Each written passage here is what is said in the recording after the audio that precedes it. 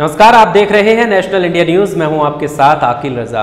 19 साल पहले जब एक कब्रिस्तान में लगे पीपल के पेड़ को काटा गया तो लोग भड़क गए। इस मामले को इतना तूल दिया गया कि बड़े बड़े नेता अपनी सियासत चमकाने वहां पहुंच गए। उन नेताओं में एक नाम सीएम योगी आदित्यनाथ का भी है। ये पूरा मामला क्या है ये अभी बताएंगे, लेकिन इससे पहले आपको बता दें कि उसी मामले में उत्तर प्रदेश के मुख्यमंत्री योगी आदित्यनाथ को महाराजगंज की सत्र अदालत ने नोटिस भेजा है और एक हफ्ते के भीतर नोटिस का जवाब देने को भी कहा है। मामले की अगली सुनवाई 27 अक्टूबर को होगी। हालांकि इस मामले को महाराजगंज की ही सीजेएम कोर्ट ने पिछले दिनों खारिज कर दिया था, लेकिन हाईकोर्ट ने इसे दोबारा शुरू करने का आदेश दिया है।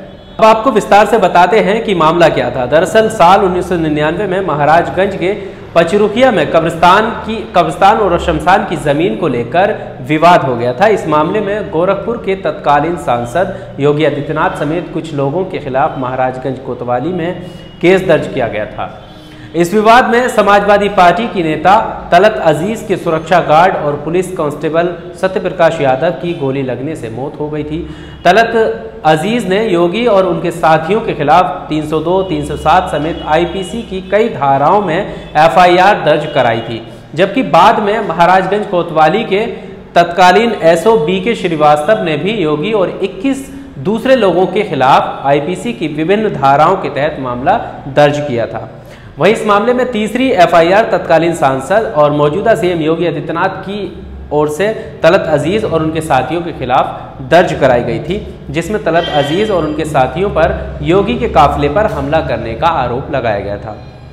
राज्य की तत्कालीन कल्याण सिंह सरकार ने मामले की जांच सीबीसीआईडी से कराई थी, जिसने अंतिम रिपोर्ट लगाकर बाद में मामले को बंद कर दिया था।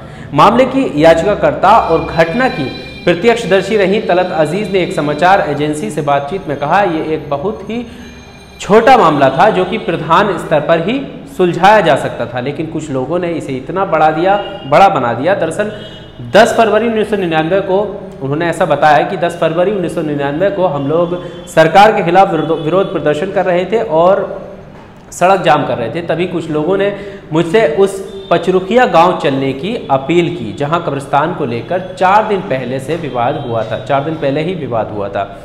तलत अजीज बताती हैं कि वहीं योगी आदित्यनाथ अपने तमाम समर्थकों के साथ पहुंच गए और तभी कुछ लोगों ने फायरिंग शुरू कर दी। उनके मुताबिक फायरिंग काफ़ी देर तक चलती रही और लोग इधर उधर जान बचाकर भागे। वो कहती हैं कि इसी दौरान मुझे लक्ष्य करके किसी ने गोली चलाई, लेकिन सत्य प्रकाश यादव जो कि उनके सुरक्षाकर्मी थे, उनकी सुरक्षा में तैनात थे, उनके गोली लगी। वो आगे पड़ गए और गोली लगने से उनकी मौत हो गई। तलत अजीज के मुताबिक घटना की शुरुआत कब्रिस्तान में स्थित एक पीपल के पेड़ से हुई थी। वो कहती हैं कि कब्रिस्तान में एक पीपल का पेड़ था, उसे कुछ मुसलमानों ने इसलिए काट दिया था क्योंकि वो सूख गया था। इसे लेकर कुछ हिंदू लोग भड़क गए और फिर गुस्से में कई कब्रों के पास पीपल के पेड़ लगा दिए गए। इसके चलते वहां बड़ा सांप्रदायिक तनाव बढ़ गया था। कई दिनों तक पीएसी तैनात रही। ये मामला करीब 19 साल तक महाराजगंज की सीजेएम कोर्ट में चला और इसी साल 13 मार्च को सीजेएम कोर्ट ने इसे खारिज कर दिया। तलत अजीज ने इस फैसले को इलाहाबाद उच्च न्यायालय में चुनौती दी और फिर उच्च न्यायालय ने सीजेएम कोर्ट के फैसले को निरस्त करते हुए मामले की महाराजगंज के जिला और सत्र न्यायालय में सुनवाई के निर्देश दिए। योगी आदित्यनाथ और कुछ अन्य लोगों को इसी मामले में नोटिस भेजा गया है। आप देख रहे थे नेशनल इंडिया न्यूज़। शुक्रिया।